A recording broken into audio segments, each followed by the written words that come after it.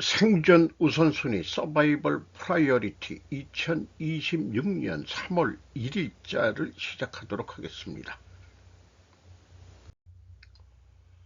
오늘의 편집 내용인데요. 2월 28일 이란 공격에 대한 내용들을 주로 뉴스를 모아봤습니다. 그리고 이런 결과에 대한 미래 예측도 나름대로 해보는 것으로 했습니다. 일본 기업들은 나이든 근로자들에게 창가에 앉아 아무것도 하지 말라고 임금을 지급하고 있는 반면 서구의 CEO들은 일자리를 지키기 위해 슈퍼 AI 생산성을 요구하고 있습니다. 오리아나 로사 로일 포춘지가 2월 28일 보도 내용입니다. 미국과 유럽의 기업들이 사무실 근무를 5일로 미루고 효율성을 높이기 위해 압박을 가하는 가운데 일본은 수천 명의 고령 직원들에게 조용히 출근하고 앉아 거의 아무것도 하지 않는 대가를 치르고 있습니다. 할 일이 거의 없거나 전혀 없는 창문 근처에 책상을 배정받은 나이가 많거나 성과가 저조하거나 중복된 직원들을 만나보세요. 이 창구 노동자들은 대부분 50대 후반과 60대의 X세대와 부모 남성들로 종신고용과 연공서열 임금제를 약속받고 고용되었습니다. 팀을 이끌거나 거래를 성사시키는 대신 그들은 가끔 이메일에 답장하고 몇 가지 서류를 뒤섞고 서류를 정리하는 등 편안한 급여를 유지하면서도 실제 책임에서 신중하게 벗어났습니다. 점점 더 많은 젊은이들이 차분한 대안을 찾기 위해 일본으로 여행을 떠나고 있으며 심지어 기업의 어려움과는 거리가 멀게 느껴지는 느리고 의도적인 삶의 방식을 맛보기 위해 일본으로 여행을 떠나는 경우도 늘고 있습니다. 해고된 데 신의사였습니다. 일본의 선배들은 은퇴 후에도 여전히 출근하고 있습니다. 상징적으로 창가에서 노인네가 노트북으로 일하는 사진을 게재했네요. 파파F 재팬이라고 불리는 74세의 일본 인플루언서는 틱톡에서 트럼프가 당신은 해고되었습니다라고 말하지만 일본에서는 당신은 해고되었습니다라고 말하지 않습니다라고 설명했습니다. 누군가 일을 제대로 하지 못하면 창문 근처에 두고 서류 작업을 하게 합니다. 우리가 마도기와 쪽구라고 부르는 사람들. 고용주들은 그들을 밀어내기보다는 조용히 옆으로 옮깁니다. 그들은 공격적인 사람이 아니기 때문에 그냥 일하도록 내버려두고 불평하지 않고 만족하며 오랫동안 회사에서 일하고 있습니다. 현재 미국은 65세 이상의 인구의 4분의 1 이상이 2022년도에도 여전히 일하고 있는 반면 영국은 5명 중 1명만, 영국은 10명 중 1명에 불과할 정도로 선진국 중 고령자 고용률이 가장 높은 국가 중 하나입니다. 한편 일본 후생 노동성은 이러한 이니셔티브를 지원하는 고용주에게 보조금을 지급합니다. 그러니까 고용을 하고 있는 모양이죠. 설문조사에 따르면 일본 기업의 약 절반이 아무것도 하지 않는 노인을 가지고 있는 것으로 나타났습니다. 노인에 대한 존중이 사회적 예절로 자리 잡은 일본에서도 G세대와 밀레니엄 세대 노동자들은 인내심을 잃고 있습니다. 응답자 중 10명 중 9명은 회사에 일하지 않는 노인 이 직장에 부정적인 영향을 미친다고 말하며 사기를 저하시키고 59.7%, 다른 사람들의 업무량을 증가시키고 49%, 인건비를 부담시키는 35.3% 이유를 꼽았습니다. 그럼에도 불구하고 이 관행에는 장점이 있습니다. 멘토링과 교육에 활용할 수 있는 수십 년의 경험을 보존할 수 있습니다. AI 효율성이라는 명목으로 노동자를 해고하는 시대에 일본의 창문적은 비생산적으로 보일 수 있지만 나쁜 분기나 기술 격차로 인해 생계에 지장이 없다는 것은 건물 내 다른 모든 사람에게 조용히 안심이 됩니다. 라고 표현했네요. 이 창문적을 창제적인데 마도끼와 줬고 이렇게 표현하고 있습니다. 제 경험을 얘기하면은 한국도 장기 근속자를 쉽게 내보내지 않습니다. 젊은 팀장 밑에서 일하는 경우도 발생하죠. 개인적 경험은 나이 어린 임원 밑에 소속은 되어 있은 적이 잠시였지만 그 임원은 거의 내 일에 관여하지 않는 입장이었다고 저는 기억을 하게 되네요. 그리고 뭐 직원들한테 이런 얘기도 했었어요.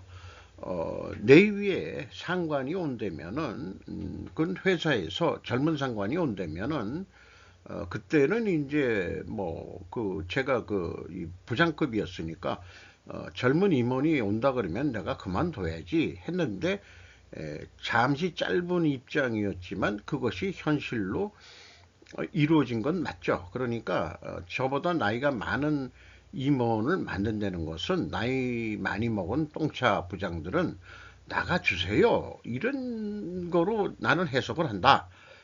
그때도 그렇게 얘기를 했습니다. 창문적이었는지는 모르지만 딱 1년만 아무것도 안 하고 감사실에서 지내라고 했죠. 그 경험이 있습니다. 그게 20년 전, 그게 50대 초반이었음만 다르죠. 최근 50대 후반과 60대가 마도키와 족국인 모양인 것 같습니다. 이스라엘과 미국의 이란 공격에 대한 뉴스들이 어저께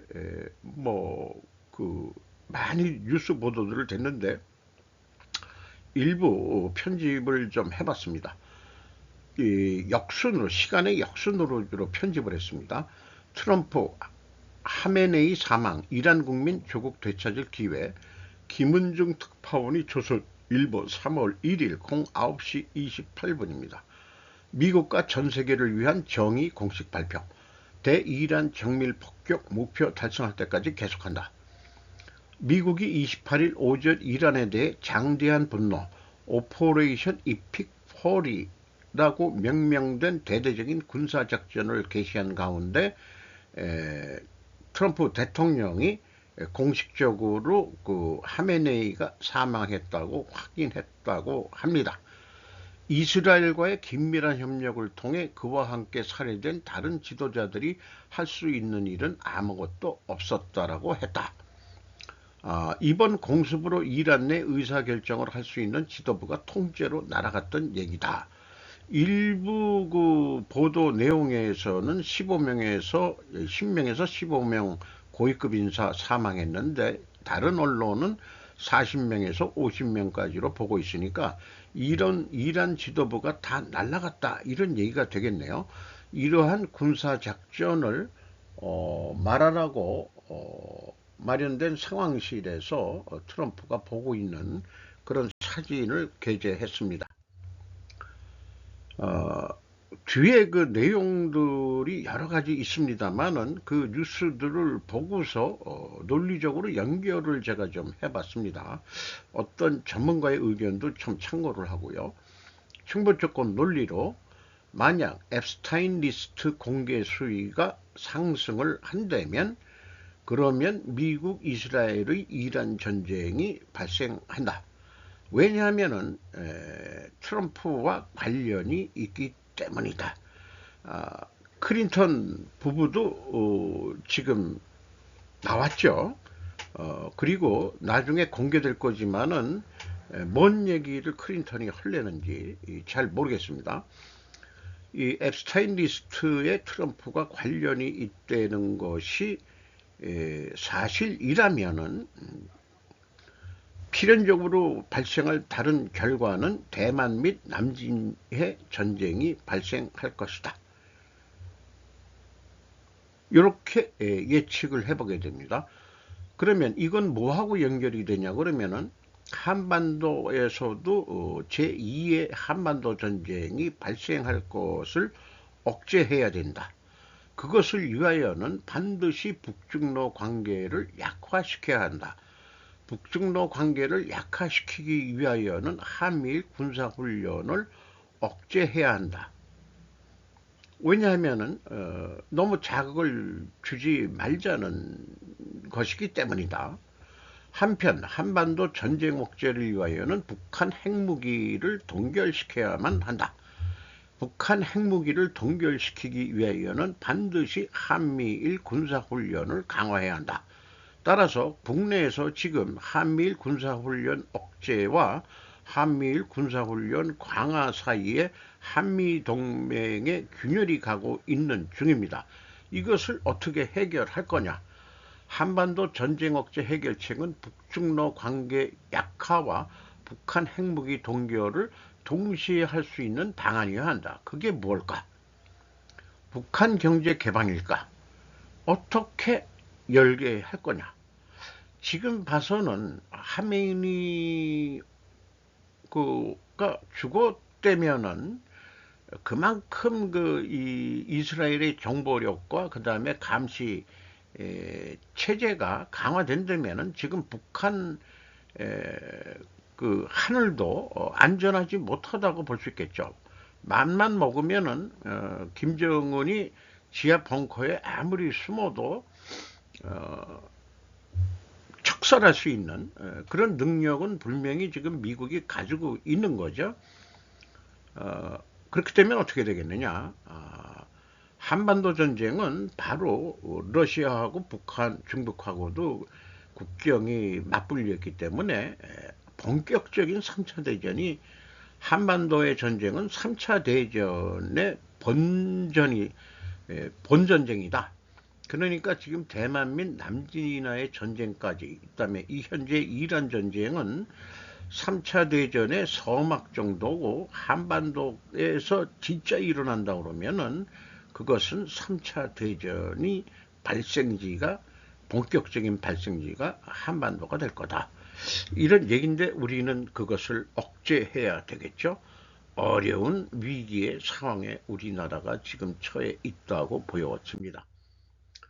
자, 뉴스들의 제목 정도로 또 요약 정도로만 그 시간의 역순으로 한번 가보죠. 미국의 중동 철수는 이란의 공격이 임박했음을 시사합니다. 사라 로데릭 피치 더 센터 스퀘어라는 데서 2월 28일 미국 군인의 비응급 및 가족에 대해 미션 이스라엘에서 공식 출국 조치를 내렸다. 또 여러 보고서에 미국 군인들이 이라크에서 철수하고 있다. 이런 뉴스가 나왔었고요. 이란 수도에서 아야톨라 알리 하메네이 최고 지도자의 집무실 근처에서 공격이 발생한 것으로 보인다는 뉴스가 AP통신에서 2월 28일 날 나왔었습니다. 또한 이스라엘 핵회담에 대한 긴장 고조로 미국의 도움으로 이란 수도 공격 개시라는 제목으로 정 캠브렐과 콘스탄틴 토로핀이 AP에서 또한 보도를 했습니다. 이란의 군대 정보 상징물 및 정보 대상이 포함되었으며 또 지역 전체에 퍼져 있는 미국 병력과 기지가 보복의 대상이 될 것이라고 이란은 경고를 했었죠. 그리고 실질적으로 미사일도 여러 중동에 날렸던 것으로 되어 있습니다. 트럼프 이란서 대규모 작전 개시 표명, 미래를 위한 숭고한 사명, 로이터 일본판에서 2월 28일 양국은 지난 몇 주간 이란의 핵개발 계획에 대해 협의해왔다. 2월 26일에도 협의를 실시했지만 합의에는 이르지 못했다. 트럼프 씨는 이란은 수십 년이나 거부해온 것처럼 거부했다. 그들은 핵개발 야망을 포기할 모든 기회를 거부해왔다. 우리는 더 이상 참을 수 없다고 말했다. 이스라엘은 이날 이란을 선제 공격했다고 발표했다. 우리나라 이 대통령은 이란 상황 대책점검 교민안전 최우선 김태준 조선일보에서 2월 28일 이란 및 인근 우리 교민의 안전을 최우선시하라고 지시했답니다. 이스라엘 작정 명칭을 포효하는 사자로 명명 최민기 조선일보 2월 28일 속보, 트럼프, 이란 국민의 자유의 시간 다가왔다. 최민기 파리 원선호 특파원이 2월 28일 급하게들 그 뉴스들을 송출하고 있습니다. 근데 이번 전쟁 뉴스 사진을 보면 과거 이라크 공격처럼 전면적 양상은 아닌 것 같습니다. 주로 미사일 공격으로 이루어지는 것 같습니다. 속보, 이란, 이스라엘의 미사일 드론 보복, 아이언돔 공격 중. 최민기 원선호 특파원 조선일보. 이란도 보복 미사일 공격을 했는데 이스라엘 테라이브 그 수도 이런 데서는 이스라엘 국민들이 방공호에 피신해 있는 사진을 게재를 했네요. 이란 붕괴는 중공 붕괴라고 이층군 TV에서 이란 공격 뉴스가 나오기 전에 한 방송인데 이충근 박사도 전쟁이 임박했다라고 그 방송을 했었습니다. 또한 이번 공격에는 미국과 이스라엘 그리고 플러스 영국도 들어가 있다고 하네요. 이란 반미 정권 붕괴는 친미 정권이 들어섬을 의미할 것이다. 그래서 미국 그 군사력의 거의 한 4할이 이번에 지중해와 여기 이 아라비아해 이런 쪽으로 이번에 집중이 됐다 하는 지도 뉴스를 보여주고 있습니다. 이번에 공격에 대한 명분은 3개 정도로 얘기를 했습니다. 미국을 겨냥한 대륙간 탄도미사일 개발하고 있고, 미드나이트 해머로 파괴했던 핵활동을 재개했고, 12대 32,000명이 사망했다. 이렇게 돼 있습니다. 그래서 연두교소 연설에서 이란에 대한 미국의 무력 공격의 정당성을 확보했다고 표현하고 있습니다. 최신 정보, 트럼프 대통령이 미국이 주요 전투 작전을 시작한다고 말하면서 미국과 이스라엘이 이란을 공격합니다. AP통신 2월 28일 사우디아라비아 이란 파업 규탄, 파업이 아니고 공격, 이란이 미사일 공격한 거, 여러 전황 뉴스를 전해주고 있네요. 미국과 이스라엘, 이란 전역의 목표 지점 공격, 여러 군데 이 목표 지점이 있는 모양이네요. 하메네이의 행방불명. 그런데 이제 오늘 사망했다고 공식 발표했죠. 카타르는 이란의 두 번째 공격을 한다고 말했습니다. 이란 미국 사이트 공격 확인. 바레인 미국 함대에 대한 이란의 공격 규탄. 이란에 대한 공격은 전쟁 확대와 에너지 가격 상승의 위험이 있습니다. 이유는 이란을 세계 안보에 대한 위협이라고 부릅니다. 미 오함대는 해운 항로 확보에 중요한 역할을 합니다. 드론이 이라크에서 이란과 연계된 민병대 본부를 공격합니다. 독일은 이스라엘의 공격에 대해 미리 들었다고 말합니다. 소식통에 따르면 이란은 이라크 민병대와 계획을 세우고 있습니다. 자, 아까 얘기한 대로 앱스타인 리스트 공개하고 이란 공격하고 뭔 상관관계냐? 분열되어 있는 미국의 여론을 돌리는데 연관관계가 있다고 보여집니다. 클린턴 부부의 시련이 트럼프에게 역효과를 낼 수 있는 이유. 스티븐 콜린스의 분석. CNN은 좀 공화당을 공격하는 입장에 있는 거로 알고 있습니다. 이 79세 클린턴이 79세가 되겠네요.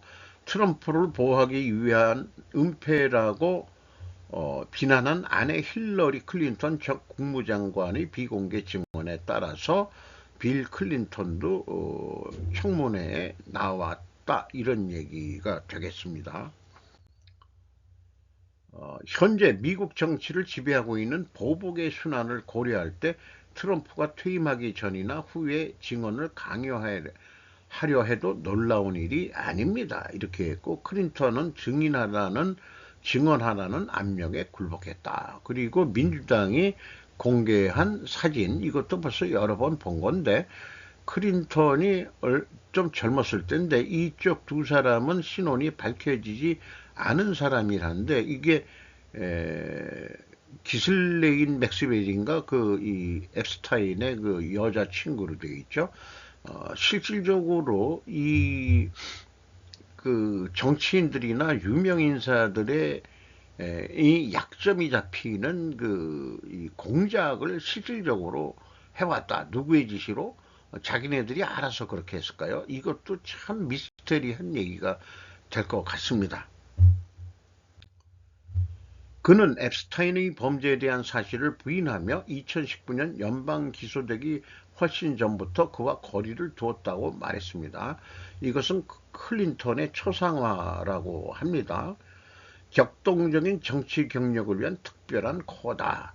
이러한 품이 없는 경향은 클린턴이 아칸소 주지사이자 1992년 첫 대선 캠페인을 벌였을 때로 거슬러 올라가며 백악관 인턴 모니카 루인스키와 불륜 사건으로 두 번째 임기 중 탄핵을 당했을 때 절정에 달했다. 힐러리 클린턴은 추가할 내용이 없습니다. 클린턴은 앱스타인과 맥스웰에 대해 그들의 범죄 활동에 대해 전혀 몰랐습니다라고 말했다. 전 첫 번째 부부의 별도 증언 영상이 며칠 내에 공개될 예정이라고 소개를 하고 있습니다. 거기에 트럼프 얘기가 나오려는지 그런 것들은 서로 안 할 것 같은 기분이 들어가는데요. 힐러리 클린턴 미국 하원 앱스타인 패널과 마주하며 트럼프에게 증언 촉구. 힐러리는 도널드 트럼프에게 유죄 판결을 받은 성범죄자와의 연관성에 대해 증언할 것을 촉구했다. 64세 맥스웰은 성매매 혐의로 20년형을 선고받고 복역 중입니다.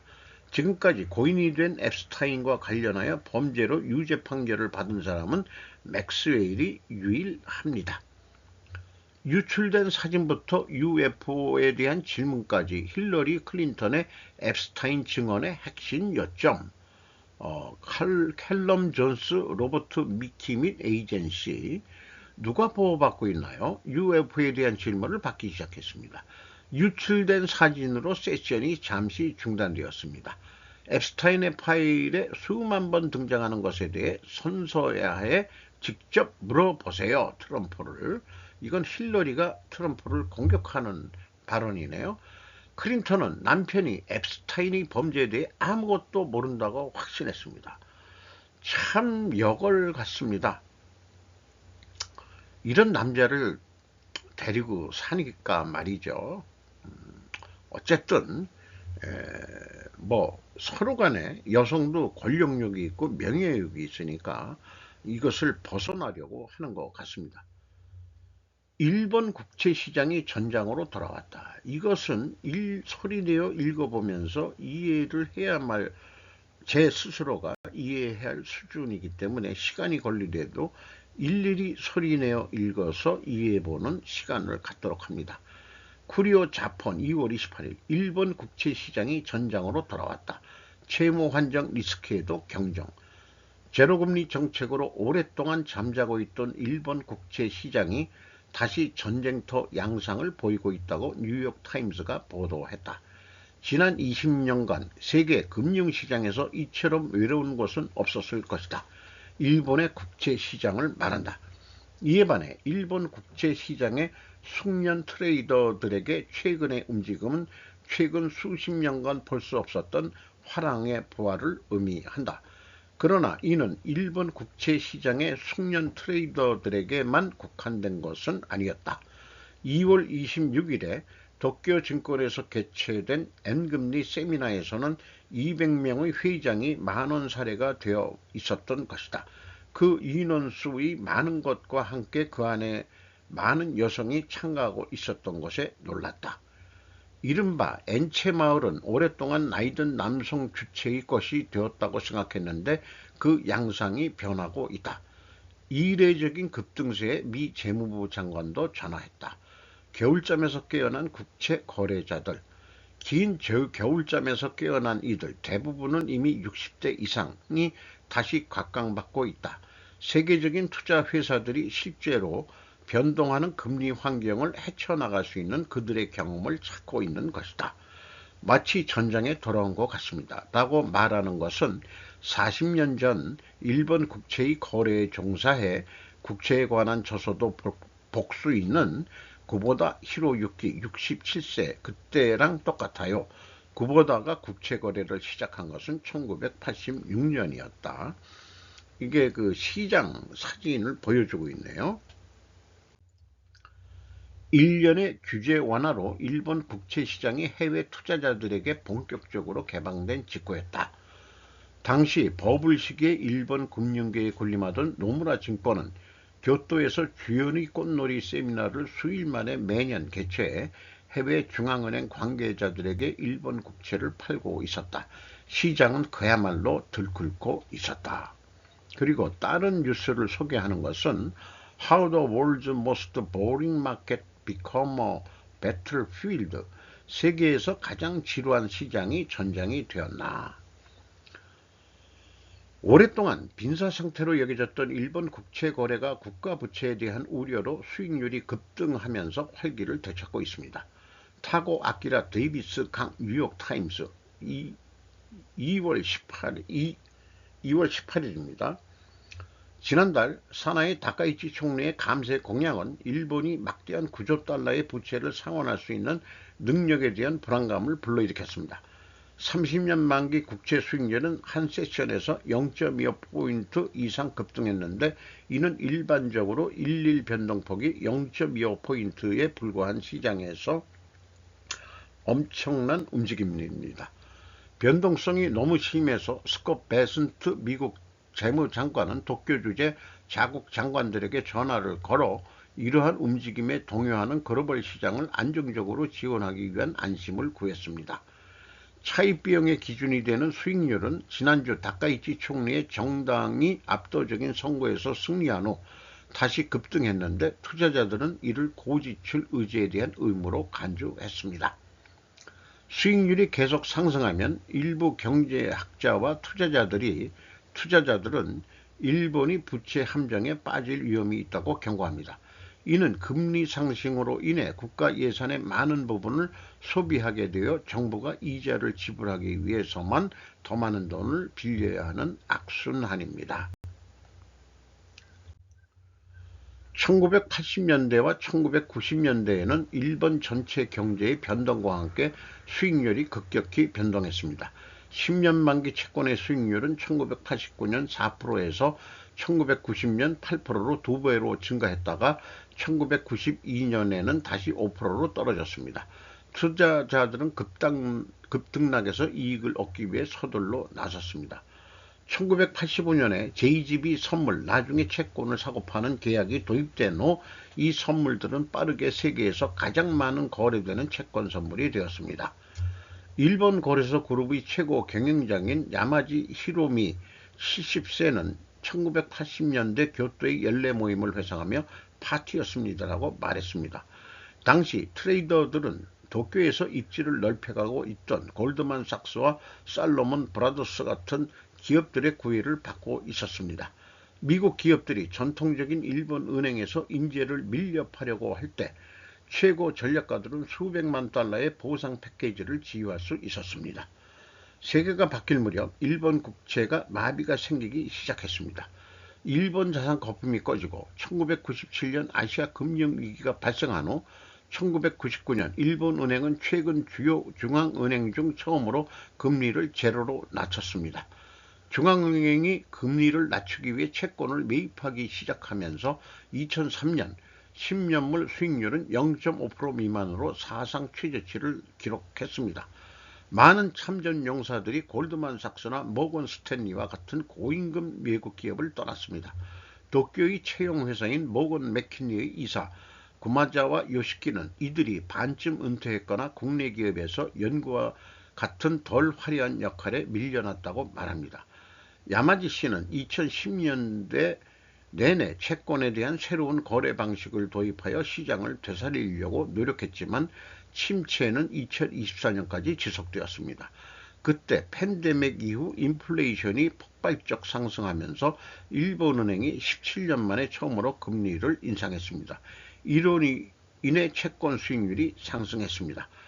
채권 수익률이 상승한다는 것은 일본 30년밀 국채가 금리가 올라간다는 것은 싸게 판다는 얘기죠. 액면 가격은 시장에서 싸게 팔리고 있다. 그게 금리가 올라가는 거다.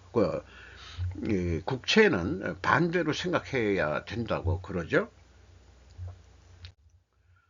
그런 다음 1월 19일 다카이치 총리가 연간 300억 달러 이상의 비용이 드는 것으로 추정되는 세금 유예 조치를 승인하면서 수익률이 급등했습니다. 다음날 일본의 40년 만기 채권 수익률이 2007년 이후 처음으로 4%를 돌파했습니다. 40년을 누가 기다리나 모르겠네요. 이제 수익률이 상승하고 일본의 총부채가 작년에 사상 최대인 8조 7,700억 달러를 증가하면서 그의 논문은 기각하기가 점점 더 어려워지고 있습니다. 질문은 그들은 어떻게 모든 것을 하나로 묶었을까요? 베스 씨가 말했습니다. 세계에서 가장 큰 경제국에서 차입 비용이 증가하고 있습니다.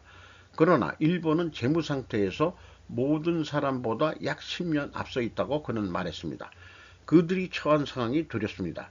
전 제2집이 딜러이자 유명 채권 감시자인 구보다 씨는 수익률 상승이 일본의 국가 예산에 미칠 영향을 우려하지만 최근의 변동성을 총체적인 폭락의 시작이라기보다는 탄광 속의 카나리아로 보고 있다고 말했습니다. 적어도 연례 하우스 보트 파티에는 더 많은 에너지가 투입될 가능성이 매우 높다고 그는 말했습니다. 구보다 히로유키 씨는 올해는 작년보다 훨씬 더 흥미진진할 것 같습니다라고 말했습니다. 금리 변동 시대가 마침내 도래한 것 같습니다. 이 구보다 히로유키라는 사람이 젊었을 때 트레이더로 일했던데 지금 67세로서의 약간 더 살도 찌고 중후하게 늙은 그 사진을 이 포즈를 잡고서 찍은 거네요. 해질 무렵인 것 같은, 이게 위치가 어딘지 모르겠습니다만 이분은 도쿄 증권거래소를 운영하는 그룹의 최고 경영자인 야마지 히로미라고 무게를 잡고 또 빨간 커튼 뒤에서 그 70세라고 되어 있습니다. 이런 이제 과거에 노땅들이 다시 활발하게 지금 움직이고 있다. 이런 얘기가 되는 것 같네요.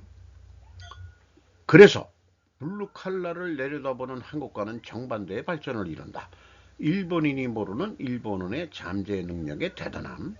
제목이 야식까지 해가지고 왜 한국을 빗대어서 한국하고 정반대의 발전을 이룬다. 일본은 다미모토 마유미가 프레지던트 온라인에서 일본은 동아시아 안에서 예외적으로 수작업이나 기술 공업을 존중하는 문화가 있는 나라다. 여기에는 비혈연자에 의해 의사 가족을 만들어 부모로부터 제자에게 기술을 계승하는 문화가 있는 것이 크다. 우리나라도 장인들이 많았죠. 또 임진왜란때 많이 끌려갔죠. 한국의 키자니아에서 미움을 받는 블루컬러, 키자니아라는 어린이에게 직접 체험을 해주는 테마파크가 있어 각국의 인기가 높다.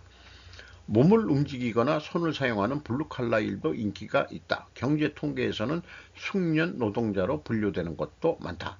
하루키 이꾸미의 한국 사회의 현재 저출산, 빈곤, 고립화, 디지털화, 중공신수에 따르면 한국 학부모들은 키자니아에서 블루칼라 일자리가 제공되는 것을 싫어한다. 이런 직업과 관련된 계급의식이라고 하는 것은 사실 국가의 경제발전에 깊이 관련된 중요한 문제이다. 개도국서 털털한 시장은 안 돼. 한국의 장인과 블루컬러 경신은 한국에는 중소기업이 적고 창업정신이 부족해 공업발전이 늦어진 데 깊이 관여하고 있다. 이것은 경영학으로서도 유명하며 한국의 뿌리 깊은 문제 중 하나이다. 한국은 격차가 엄청난 것도 관련이 있다. 중소기업이 적은 건 아니죠. 중소기업은 많은데 어떤 통계를 가지고 이렇게 글을 쓰고 내려가고 있는지 모르겠네요. 뿌리 깊은 문제는 맞아요. 원래 유목이나 수렵이 주체이고 농업으로 가지 않는 토지는 그런 경향이 있다. 일본 기술자는 독일인 호상성. 덧붙여서 미국이나 일본이나 독일이 공업에서 성공한 것은 실학이나 수작업에 의한 경위가 있었기 때문이다. 미국은 독일 이민이 많았기 때문에 그 역량으로 일손이나 기술자를 존중하면서도 촌스러운 부분은 있다. 일본은 세계에서 가장 오래된 가게가 많은 나라. 리투아니아 예를 들였습니다. 소련에 지배되고 있었는데 어쨌든 리투아니아도 이런 공산품 제조 이런 거를 수작업으로 많이 하고 있다는 걸 얘기하고 있고, 일본은 역사적으로 정권이 공업이나 수공업을 중시해 거래 구조를 만들어 온 것도 크다. 일본의 조직으로서의 업무의 강점이 있고 기술이 계승되어 세계에서 가장 노포가 많은 나라이다.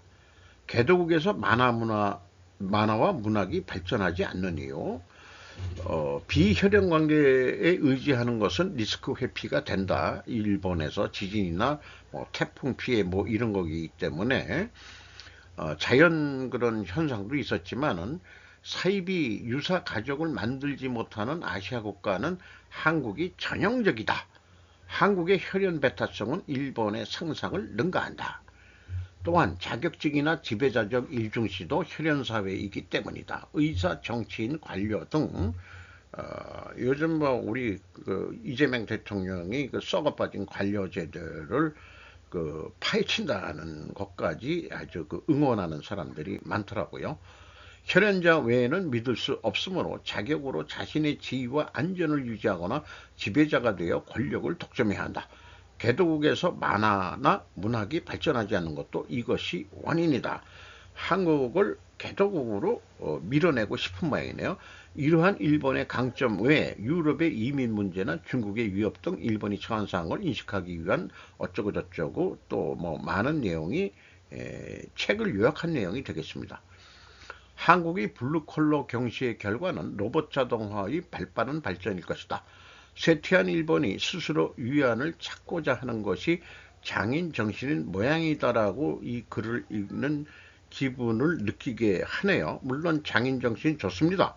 하지만은 이제 미래 디지털 사회에서는 곡선의 미보다는 직선의 미, AI 로봇이 만들어내는 공산품이 미래 사회에 우리가 사용하는 소비자 물건이 되지 않겠냐, 이런 생각을 하고, 음식 같은 것은 장인정신으로 내려오는 것도 중요하겠죠.